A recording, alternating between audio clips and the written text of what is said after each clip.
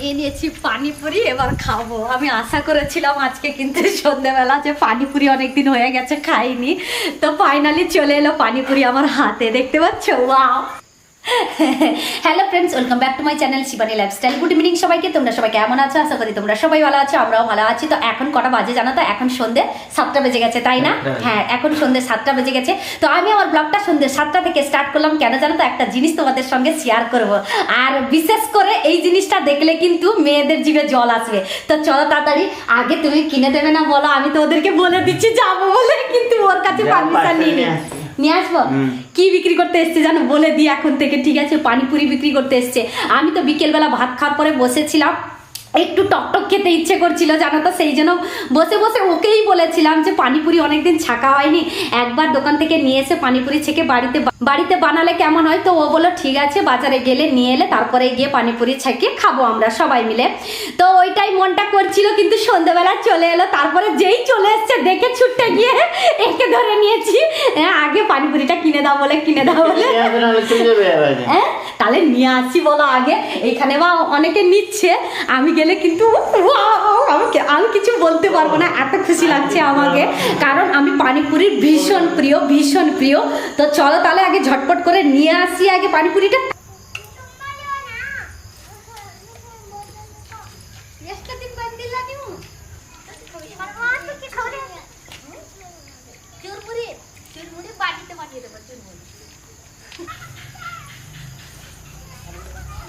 নিয়ে নিয়েছি পানিপুরি, এবার খাবো। আমি আশা করেছিলাম আজকে কিন্তু সন্ধ্যেবেলা যে পানিপুরি অনেকদিন হয়ে গেছে খাইনি, তো ফাইনালি চলে এলো পানিপুরি আমার হাতে, দেখতে পাচ্ছ? ওয়াও!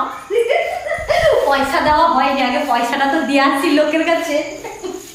এলে খাবো, প্লেটে সাজিয়ে দে, ঠিক আছে?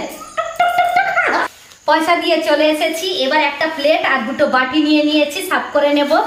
এখন তো পানিপুরির যা দাম, তো তোমাদেরকে আর কি বলবো। এখানে কর্ণাটকে পানিপুরি, এইটুকুনি পানিপুরি তোমরা গেস্ট করো কত টাকার আমি এনেছি। এই দেখো, এইটুকুনি পানিপুরি, তোমরা ভাবতে পারবে না। এইটুকুনি পানিপুরি 30 টাকার পানিপুরি, ঠিক আছে? প্রথমে তো 20 টাকার দিয়েছিল, 8 পিস দিয়েছিল। আমি বললাম অনেকদিন হয়ে গেছে, এইটুকুনি তো হবে না, আরো 10 টাকার দাও। তো যখন বলেছিলাম না, ওইখানে ভীষণ হাসছিল জানো তো।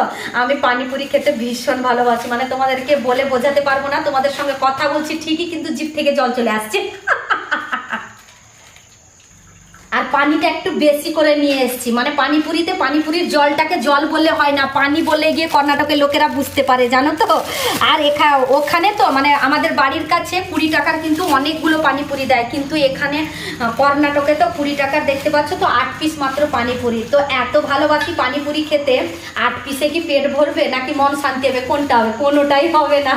সেই জন্য 30 টাকার নিয়ে এসেছি। এটাতেও পেট ভরবে না, কিন্তু মনটা ভরবে শান্তি। আলুটা একটু বেশি করে চেয়ে নিয়ে এসেছি। এই দেখো কতগুলো আলু দিয়েছে।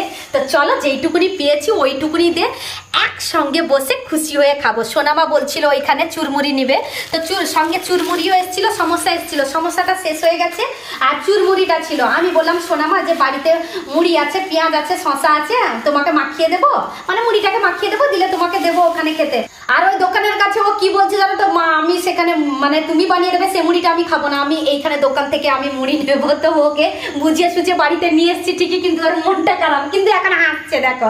কিন্তু আমি সত্যি কথা বলছি, বাড়িতে বানিয়ে দেবো, ঠিক আছে? আর আমাকে কি জিজ্ঞেস করছিল জানো তো? বলছিল মা, তুমি তো আমাকে মশলা মুড়ি কিনে দিলে না, তাহলে পানিপুরিটাও তো বাড়িতে বানানো হয়, তাহলে তুমি দোকান থেকে কিনলে কেন? এইরকম করে আমাকে কোশ্চেন করছে। তো আমি বললাম মুড়িটা বাড়িতে আছে, শশা আছে, গাজর আছে, পেঁয়াজ আছে, সবকিছু আছে, মুড়ি মাখানো যাবে, কিন্তু পানিপুরির এই জিনিসটা না হলে কি করে পানিপুরি বানাবো? তোমরাই বলো। তো ওকে বুঝিয়ে বলার পরে কিন্তু ও মেনে গেছে। তো চলো তার ঝটপট করে দেরি না করে একসঙ্গে একটা প্লেটে বসে 3 জন মিলে খাবো। চলো, প্রথমে কে খাবে? প্রথমে তুমি। বাড়িতে সত্যি আরেকবার বানাবে জানো তো, অনেকদিন হয়ে গেছে বানানো হয়নি। বানাবে না, না খাইয়ে দিচ্ছি না, আস্তে করে খাবে। জিভের উপরের সাইডটা লেগে গেলে কিন্তু ছিঁড়ে যাবে, তখন তুমি ভাত খেতে পারবে না এই একটা দুটো পানিপুরির চক্করে।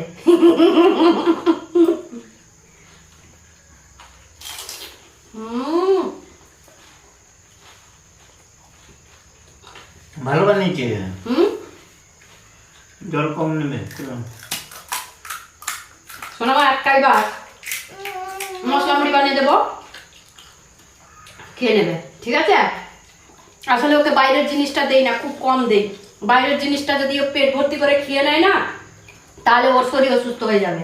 সেই জন্য ওকে আমি বাইরের জিনিসটা খুব কম দেই। যতটুকুনি চেষ্টা করি, যতটুকুনি পারি বাড়ির জিনিসটা বানিয়ে ওকে দেই।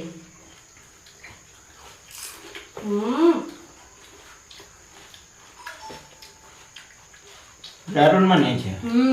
আর পানিটাও খুব সুন্দর হয়েছে। পানিটা সেই জন্য চেয়ে নিয়ে এসেছি বেশি করে। না, পানিপুরির জলটা কর্ণাটকে পানি বলে, জানো তো? জল বললে কিন্তু ওরা বুঝতে পারে না, পানি বললেই বুঝতে পারে। শোনো মা, আর খেও না বাবা, হ্যাঁ? ওকে আসলে খেতে ভীষণ ভালো লাগে, জানো তো? এই তুমি উঠে চলে যাচ্ছ না? আমি কথা বলতে বলতে উঠে চলে যাচ্ছি, আমাকে বেশি করে দেবে বলে। এই দেখো পানিপুরিটা পড়েই গেল প্লেটে।